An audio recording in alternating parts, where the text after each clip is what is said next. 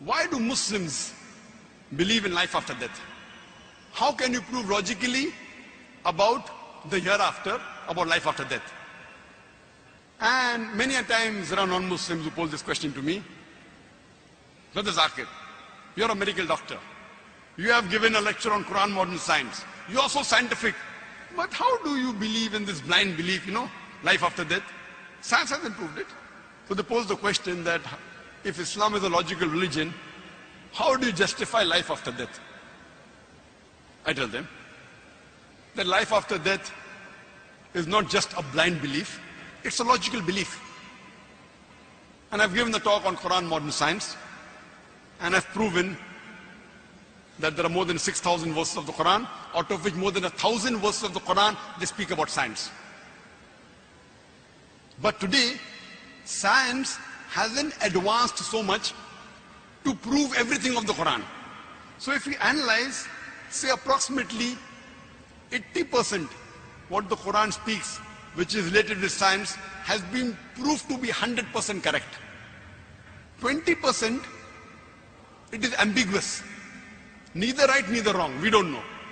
So when 80% of the Quran is proved to be 100% perfect according to scientific facts, and 20% is neither wrong, neither right, not even 0.1% of that 20% has been proved wrong, my logic says when 80% is 100% correct and 20% is ambiguous, my logic says that inshallah, even that 20% would be correct. So it is a logical belief. It is not a blind belief. This is one way of proving life after death. The other strategy I use to prove about life after death is by asking a common question, that is robbing good or bad? And I'd like to ask you that question here from the audience. Is robbing good or bad? Good or bad? Bad. Who says robbing is good? Raise your hand. No one. MashaAllah. MashaAllah. Large audience, maybe more than 10,000. Not a single person says robbing is bad. Now I am trying to impersonate. For example, I am a logical person. I am a scientific person. I am behaving like a non-Muslim, like an atheist.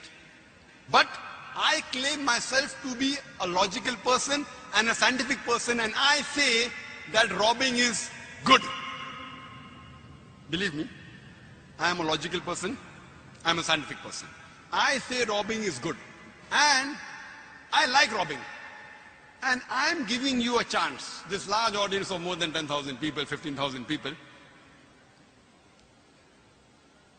I am giving you a chance to prove to me robbing is bad, and I will stop robbing. I've told you, I am a logical person, I am a scientific person. Give me one logical reason why robbing is bad for me, and I will stop robbing. I will tell you why it is good for me. When I rob a person, I can go and eat biryani. I can go to a 5-star hotel. Easy money. Now you tell me why robbing is bad. Don't give me 10, 20 reasons. Give me only one logical, scientific reason why robbing is bad, and I will stop robbing. Can anyone give me? Yes, brother.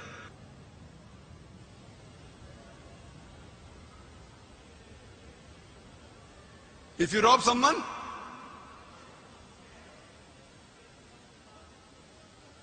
can you speak a bit louder? MashaAllah.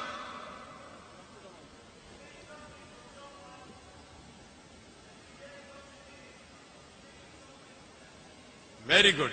Brother saying, if I take something from someone, I'm taking away something from him. I agree. It is a loss for that person, but benefit for me.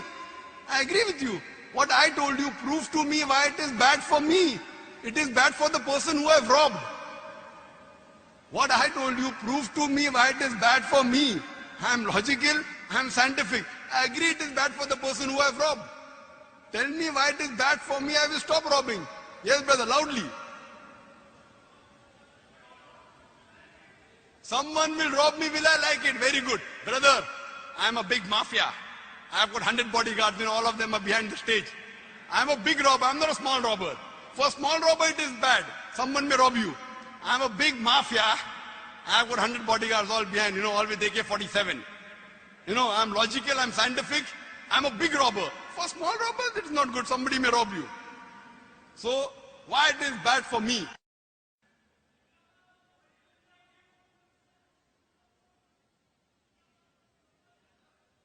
I can't hear you. Anyone? Yes, brother. Hello, my name is Nadeem. Why is robbing bad for me? Because you will be bad for other people. I'll be bad for other people. I agree with you. My son, why it is bad for me? I agree. Because your name is going to be bad. My name, see, my name is very good. Why it is going to be bad? I'm telling you, my name, it is, see, if my name gets bad, I have no problem, as long as I'm benefiting. When I rob someone, maybe 100,000 dirham if I rob, I can go to a 5-star hotel, I can see a movie, I can enjoy, I can eat biryani. Easy money. Other people are just logging out. Me, I get easy money. Robbing is very easy.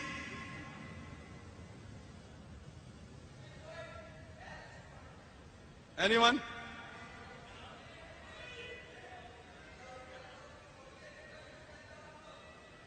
Fine, someone will say that the police will catch me. The police cannot catch me because the police is on my payroll. I have the ministers in my pocket. I have the police in my pocket. I'm a big robber. I'm a mafia. And in most of the countries, the police and the ministers can be in your pocket. They're on my payroll. So therefore, whatever answer you give, in no way, and I've done this exercise in audiences larger than this, 50,000 people, 100,000 people, no one so far has been able to tell me one logical reason. I am a non-Muslim. Fine, I'm a non-Muslim. Very logical, very scientific. No one can prove to me why robbing is bad. You want to kill me? I have got guards. Before you kill me, my guards will kill you. Yes, brother. I think why it would be bad for you is because when you start robbing, you will be collecting a lot of wealth. Very good. And that wealth, you'll be worried about keeping it safe. And that will take your sleep away. It'll take the safety away from your family, and it won't give you peace of mind. And when you lose your peace of mind, you lose everything. Brother said, if you have too much of wealth, difficult to keep. There are many wealthy people sitting here. Difficult to keep, very easy to keep. There are many banks here. Why? I won't keep in my pocket. Now you have got credit cards, you have got checkbook. For you, who's a small man, when you get 1,000 dirham, you're afraid my 1,000 dirham will go away. I'm a multi-billionaire. All these banks and all. For me, very safe. If I keep in the bank and everything, lot of profit, lot of interest. Whether for small people to keep 1,000 dirham, they are worried. For me, I'm a billionaire. But then again, you'll be worried about banks losing all the money with the recession. And these are natural calamities which you will suffer. Brother is saying that if I keep it in the bank, recession, I'll own the bank. The banks have no problem. What do you know? That even in recession, it's not only in bank, you can keep in wealth, you can keep in real estate. It is one option I've given you. You can keep in shares, everything. If the recession goes down, again it will come up. Dubai has gone down, again Dubai will come up. Yeah, fine, it's going to come up. No. It will take 4-5 years. I'm so big, I've got no problem. But then there's no answer to that. Yes. No answer, I will give you the answer. I agree with you. There is no logical reply why robbing is bad, why raping is bad, why cheating is bad. Now, we turn the tables over. You are the non-Muslim, robber, logical, scientific. I am a Muslim now. I, as a Muslim, I agree with you that logically to prove robbing is bad is very difficult, except what I'll do first, I'll prove to that person the existence of Allah subhanahu wa ta'ala. And I've given the talk, is the Quran God's word? It's for 2 hours, I don't intend giving the talk here. In that talk, I've proved logically, scientifically, to the non-Muslims, with the help of the Quran, that Allah subhanahu wa ta'ala exists. After I proved to him the existence of Allah subhanahu wa ta'ala, Allah says in the Quran, in Surah Nisa, chapter number 4, verse number 40, Allah subhanahu wa ta'ala is never unjust in the least degree. Now, so the non-Muslim will tell me, you are talking about Allah, I believe in him. But you are saying that Allah is not unjust. I want to know and ask you this question. I do agree with you that for a person who's robbing, he would enjoy it. But if the same evil is done to someone who's close to him, will he like it? If suppose someone robs his father doesn't have bodyguards, will you like it? And the answer is no. Someone robs his uncle, will you like it? The answer is no. So if Allah subhanahu wa ta'ala is just, there is so much of injustice done in this world. There are many robbers, we know they are robbing, yet they live a luxurious life. They have mansions, they have palaces, and they die, and everything is over. The reply is given in the glorious Quran. In Surah Mulk, chapter number 67, verse number 2. Allazi khalaqal mauta wal hayata. It's Allah who has created death and life to test which of you is good in deeds.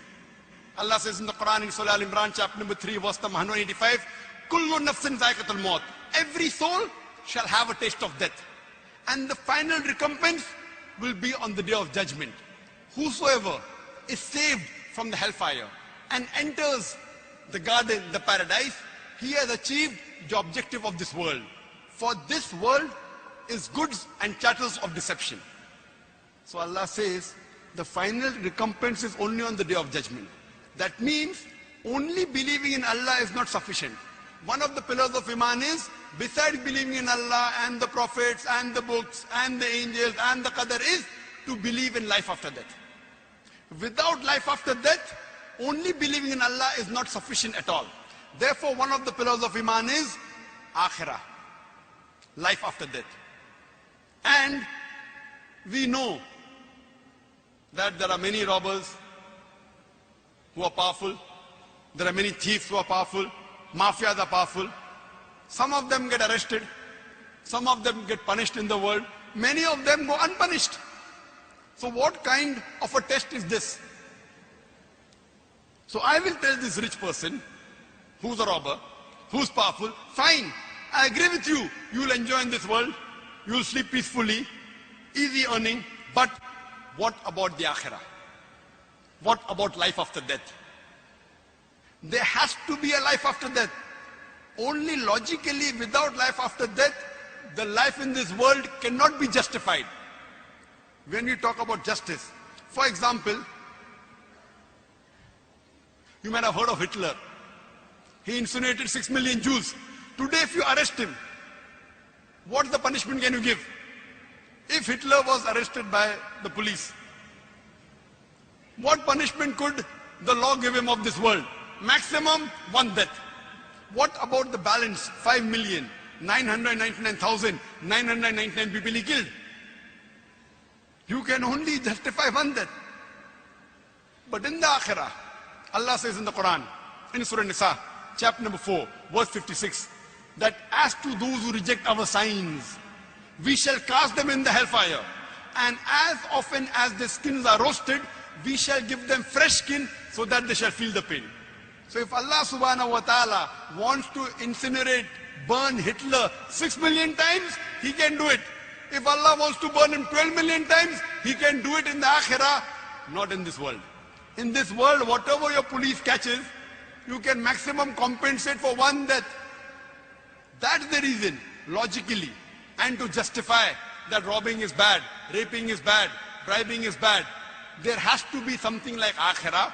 There has to be life after death. Without life after death, only believing in God is not sufficient.